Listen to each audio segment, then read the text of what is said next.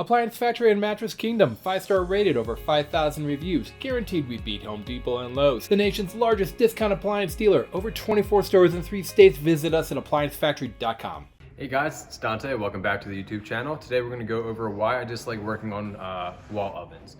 Take a look. This is what it's going to look like in your house. You know, it's nice, looks great. They're great appliances. The issue is when I have to work on them. Got to pull the entire unit out. Take, you know, everywhere that's accessible is going to be in the back. There's probably 150 screws. Why use 6 when you can use 12? That type of logic.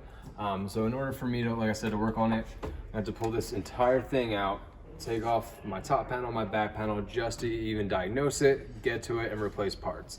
So if I'm doing a diagnosis on that, you know, go through those steps. Okay, cool, there we go. This is the issue. Now I have to go reinstall it, reattach everything, come back out, and put those parts on.